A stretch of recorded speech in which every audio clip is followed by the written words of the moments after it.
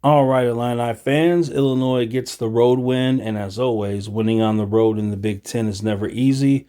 So, getting an 18-point win, really shutting it down in the second half, was nice to see. Well, let's look at the team stats overall. Illinois 50% from the floor versus their 36%. Hey, that's going to win you the game. 3-pointers, 5 out of 16. Pathetic as always. But Minnesota, not to be outdone, 23%, so that's pathetic. We go to free throws, 9 out of 14. That's bad. But was Minnesota, not to be outdone, 15 out of 25, 60%. So, the recipe, you would love to see them shoot more free throws than threes, unless, a couple of them are just unconscious from three. And the free throw, I'm telling you right now, they won the game in a blowout.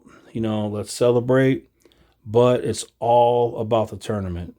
And I promise you, when you're in the tournament and you're playing a good team, you shoot this bad from three and from the free throw line, you're not winning a close game. You can forget that. So celebrate it.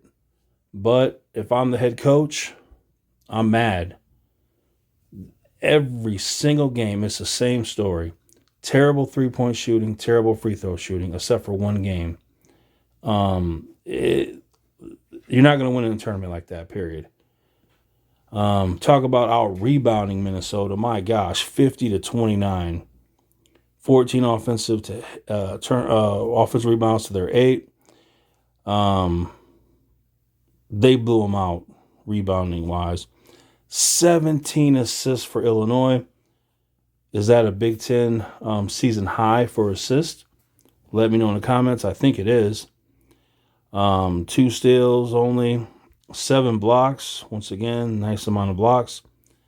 11 turnovers. My gosh. As bad as Minnesota played, they only had 5 turnovers. So turnovers, once again, Illinois is plagued by them. For me, when I think about Illinois basketball, I'm thinking about the turnovers, the pathetic free throw shooting, and three-point shooting.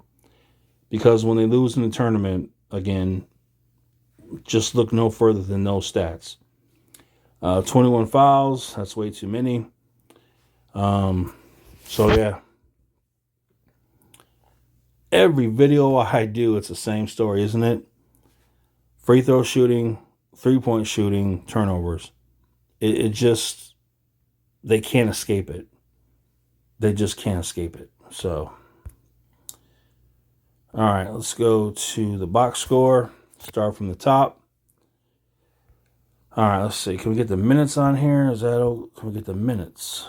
Let me see if I can get the minutes on here. That's all right. Coleman Hawkins, we start from the top. 3 points and 4 rebounds.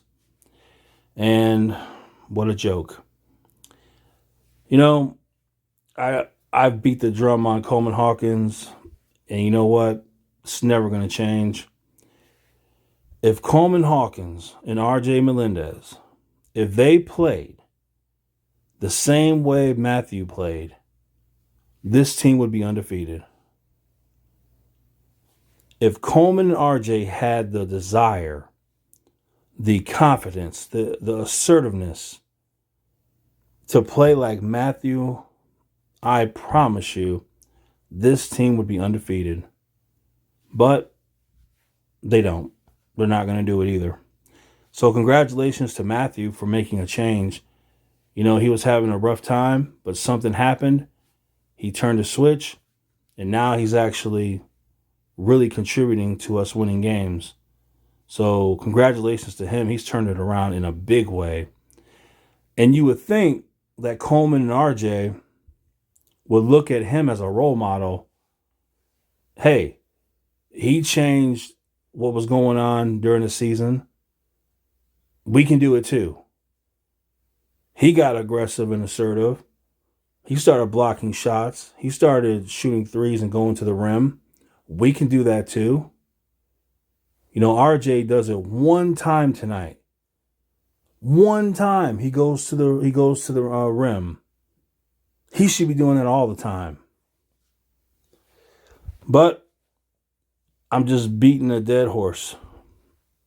It's the same story over and over again. So Coleman Hawkins, useless tonight. Dane, 5 for 6 from the floor, 4 rebounds, 11 points. We just have to keep him out of foul trouble, and we just got to feed him the ball. He's been a bright spot this season. Unfortunately, overall, we haven't used him correctly, but we need to start doing that. He provides an inside presence that we need. So we just got to get him out of foul trouble and make his free throws, and we'll really have something with him. Mathew, 8 for 14, 3 for 6 from 3, 10 rebounds, 2 blocks, a steal, and 19 points. Best player in the game. I give him a lot of credit once again. Started this season off rough, and then he just snapped. He just snapped and said, you know what? I'm not going out like that. I'm not going to spend the rest of this season not rebounding the ball, not scoring points, not taking good shots, not playing winning basketball. I'm not going to do that. And guess what? He did it. So congratulations to him. I give that man a lot of credit. He's a role model. Sincere Harris actually took 7 shots. So congratulations for that. 3 out of 7, 8 rebounds. 8 rebounds. 7 points, no turnovers. Once again, that's good for him. My gosh, 8 rebounds. Shannon Jr. 2 for 12 from the floor. 0 for 3 from 3, but 7 out of 8 for the free throw line. Thankfully, he went to the free throw line 8 times. He had a terrible night from the floor. 4 rebounds, 3 turnovers, and 11 points. He had a horrible game. Ty Rodgers, 4 for 5, 8 rebounds, a block, and 8 points. His best game of the Big Ten season. Brandon was 2 for 3 with 4 points. He even had a block and 2 rebounds.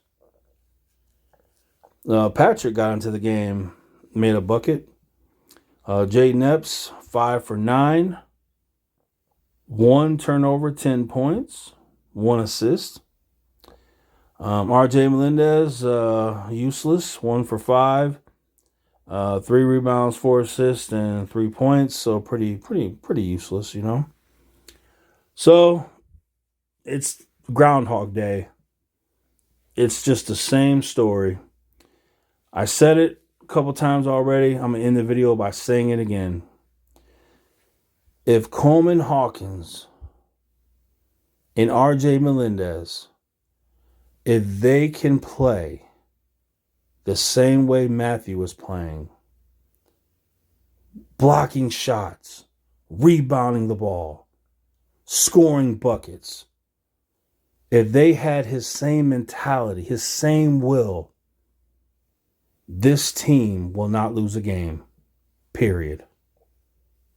And as an added cherry on top, if Jaden Epps could make a layup, he finally made a layup when he was wide open. So let me be more specific. Jaden Epps, when he has any kind of defense on him, any kind, if it's even a little bit contested, he can't make a layup. That needs to change. He needs to be strong with that ball. And there is such thing as a strong layup. That is a real thing. You can be strong going to the rim with a layup. It can happen. Sincere Harris made a crazy layup behind his back. He needed that bucket. But also, same thing with him. Just go to that paint strong layups. And Shannon Jr., we can't have 2 for 12. I mean, we beat a bad team in Minnesota, but once again, you guys got to look at the big picture.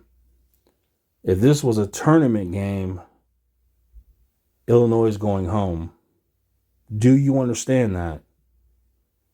If we were playing Houston again or a team like that, we're going home with this performance. With Terrence Shannon going 2 for 12 from the floor, 31% from the three-point line, 64% from the free throw line, we're going home.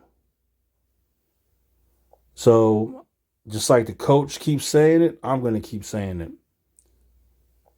Every one of these games is about the tournament. You want to eliminate these kind of poor performances that Terrence Shannon had, and Coleman Hawkins had, and RJ Melendez had. Thank goodness for Mathew. If it wasn't for him, the way he's been playing, and Dane, we'd be in real trouble.